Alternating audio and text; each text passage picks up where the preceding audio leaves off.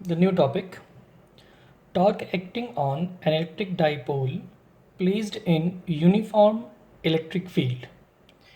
ये मैंने electric field को यूनिफॉर्म लिया। यूनिफॉर्म का मतलब क्या हो गया कि इलेक्ट्रिक फील्ड इंटेंसिटी हर एक पॉइंट पे सेम रहेगा, वो चेंज नहीं होगा। कैसे रिप्रेजेंट करते हैं इसको?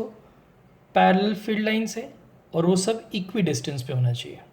तो मैंने ये डायरेक्शन शो किया इलेक्ट्रिक फील्ड का, it is in upper direction E. कहाँ से स्टार्ट होता है? पॉजिटिव से। कहाँ पर जाता है? नेगेटिव पर। इस इलेक्ट्रिक फील्ड में एक इलेक्ट्रिक डाइपोल को हमने प्लेस कर दिया। ये इलेक्ट्रिक डाइपोल परमानेंट है, मतलब ये इंड्यूस नहीं हुआ इस इलेक्ट्रिक फील्ड से। इलेक्ट्रिक फील्ड इस डाइपोल को डिस्टर्ब नहीं करेगा, मतलब ऐसे नहीं करेगा कि चार्ज को अपनी तरफ खींच ले कि प्लस ऊपर चला जाए माइनस नीचे आ जाए, नहीं। फोर्स तो लगेगा पर ये डाइपोल कंस्ट्रक्टेड रहेगा। जैसे पेंसिल है, अब इस पेंसिल का ये टिप कोई ऊपर खींचे, इसको नीचे, तो ये टिप अलग नहीं हो जाएगा, ये अलग नहीं होगा। क्या होगा? इट विल मूव अपवर्ड, ये क्या आएगा? डाउनवर्ड्स। मीन्स ये परमानेंट डाइपोल है। ये पॉजिटिव यहाँ पर, ये नेगेटिव चार्ज यहाँ पर। सेपरेशन कितना होगा इसके बीच में? It is 2a। अब यहाँ पर अगर हम कंडीशन ले लें तो what is the direction of dipole moment? तो डाइपोल मोमेंट हमेशा क्या होता है? नेगेटिव से पॉजिटिव। तो ये डायरेक्शन मैंने शो कर दिया किसका? It is dipole moment p। Correct. ये डाइपोल मोमेंट p कितना एंगल फॉर्म कर रहा है इसके साथ? E के साथ। Here I am representing it as theta. Correct. ये थीटा एंगल ड्रॉ कर दिया इसने। तो ये कंफर्म एक डाइपोल हमने रख दिया इसमें।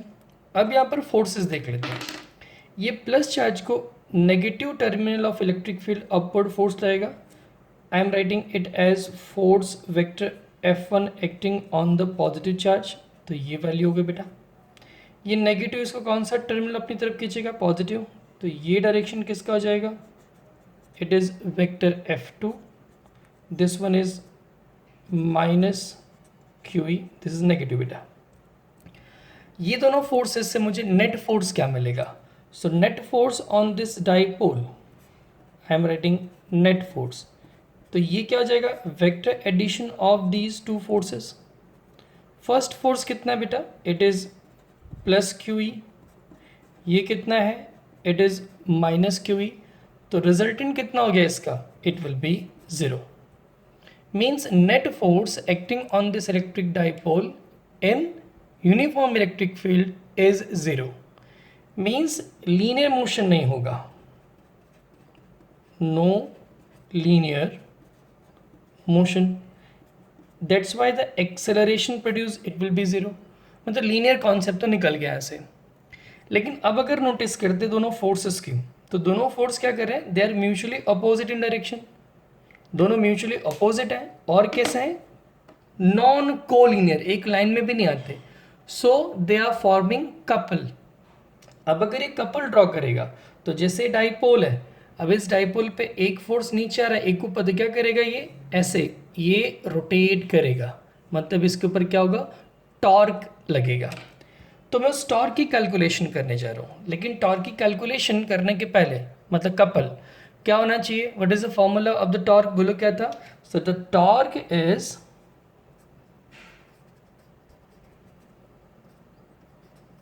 Magnitude of the force any one of them, दोनों में से कोई भी, क्योंकि दोनों सेम है। और क्या? परपेंडिकुलर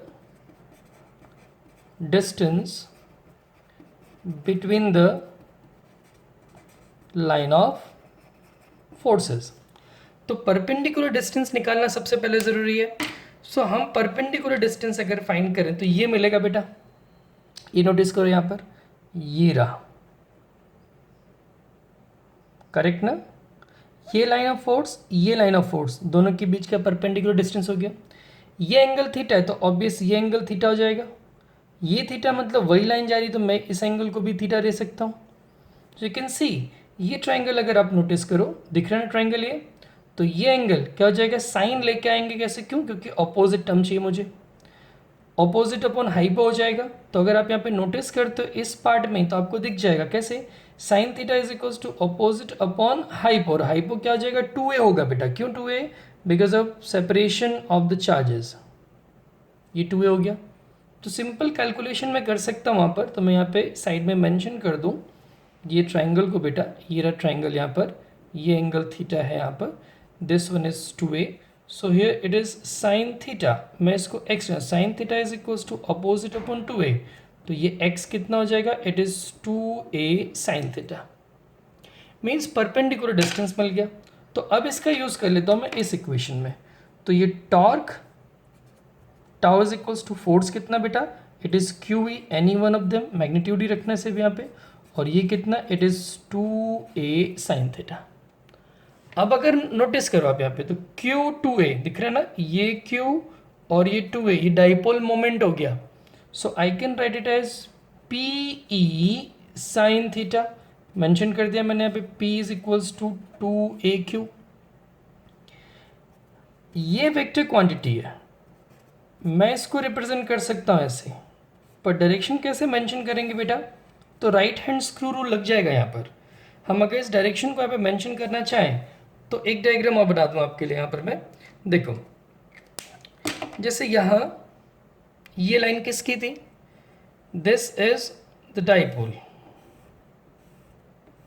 ये डाइपोल मोमेंट हो गया बेटा, इट इज p, और इलेक्ट्रिक फील्ड कहाँ है, अपवर्ड्स है, ऊपर है दिख रहा है आपको, और ये एंगल कितना हुआ थीटा, मुझे p से e में इसको रोटेट करना है। अब राइट हैंड स्क्रू रूल मालूम है ना, तो स्टार्ट करते हैं, p से e को रोटेट करें, बिकॉज ऑफ पहले p है, सो पी ई, तो right hand thumb rule, e कहाँ जाएगा ऊपर, मतलब अगर मैं स्क्रू को घुमाऊँ, ऐसे एक स्क्रू ले लूँ और उसको अगर ऐसे घुमाऊंगा तो ऐसे स्क्रू घूमेगा तो कहाँ जाएगा, स्क्रू विल कम अपवर्ड्स, ऊपर आना स्टार्ट कर देगा, मतलब यहाँ पे डायरेक्शन क्या हो जाएगा इस टॉर्क का, सो द टॉर्क या फिर direction of the torque, direction of tau is perpendicular to the plane made by vector E and vector P, मतलब क्या हो गया, perpendicular to the plane coming outwards, बाहर की तरफ आ रहा है, ठीक है, बाहर निकल जाएगा, तो ये इस तरफ ऊपर की तरफ इस टॉर्क का डायरेक्शन होगा। अभी टॉर्क का फॉर्मूला तो मिल गया हमको, इस पे टॉर्क लगता है, ये रोटेट करेगा, मतलब लीनियर मोशन नहीं करेगा, सिर्फ क्या करेगा, रोटेशन करेगा।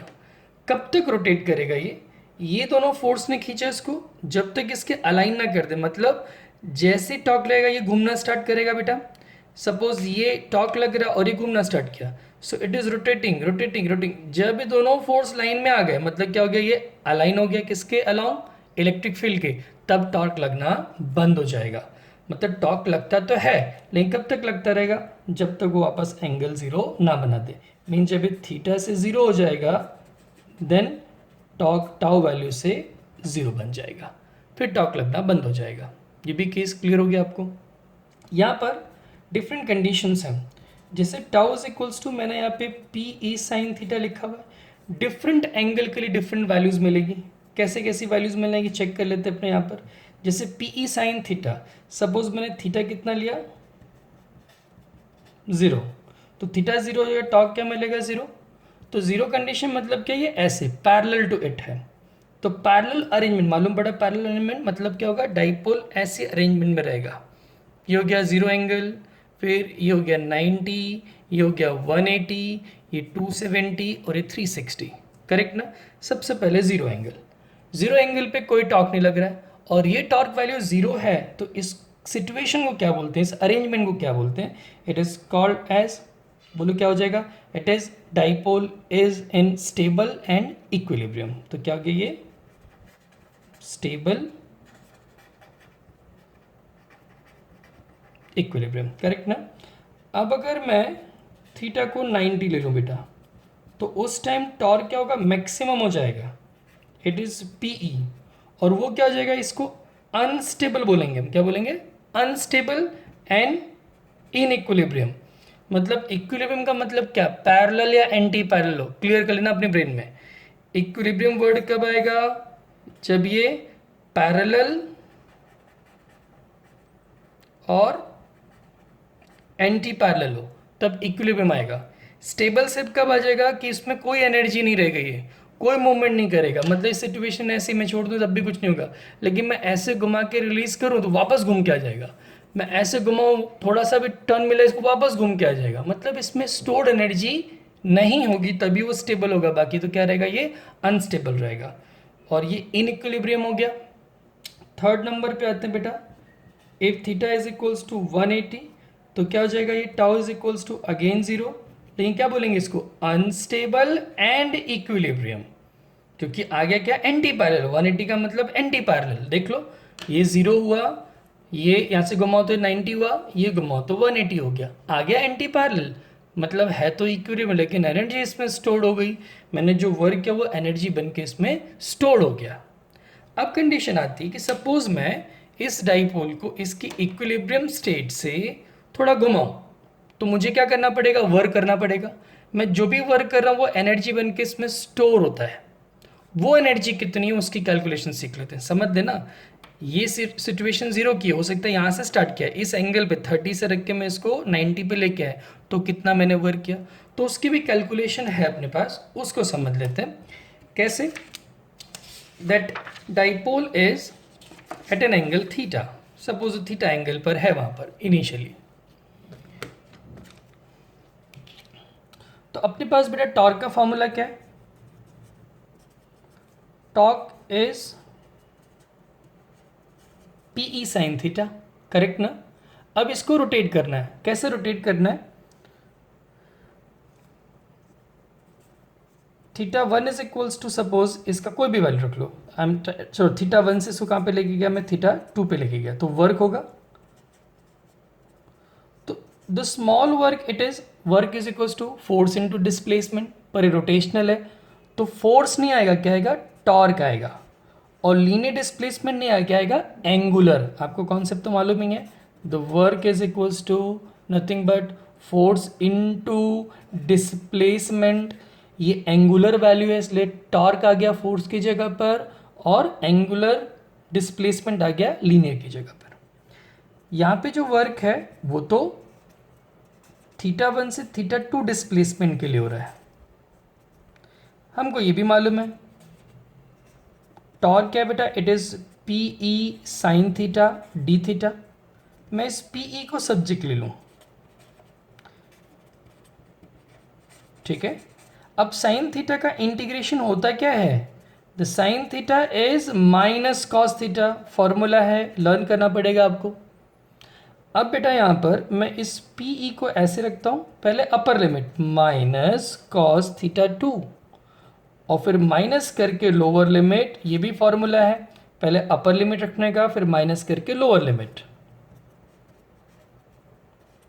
तो ये माइनस ही रहेगा, ये प्लस होगा, मैं प्लस वाले पार्ट को पहले लिख दे रहा हूं। तो ये हो गया वर्क डन। ये वर्क क्या करता है, this work stored in the form of electric potential energy, ये इस फॉर्म में स्टोर हो जाएगा बेटा।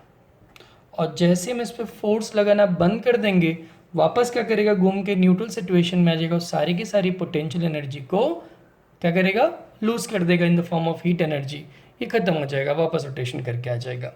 तो हमने कंडीशन देख ली, सब कुछ मालूम भी पड़ गया। क्या क्या देखा, एक तो अरेंजमेंट किस पे नेट फोर्स वैल्यू 0 होती है, फोर्स कैसे है, कपल फॉर्म कर रहे हैं इसलिए टॉर्क भी लगा, टॉर्क कैसा है, यहाँ पे वेक्टर क्वांटिटी है, डायरेक्शन क्या होगा, पीई से परपेंडिकुलर प्लेन की डायरेक्शन में रहेगा, राइट ना। सिचुएशन देख के रखा, स्टेबल का मतलब क्या होता है, सिर्फ पैरेलल सिचुएशन में जब इसके पास कोई एनर्जी ना हो।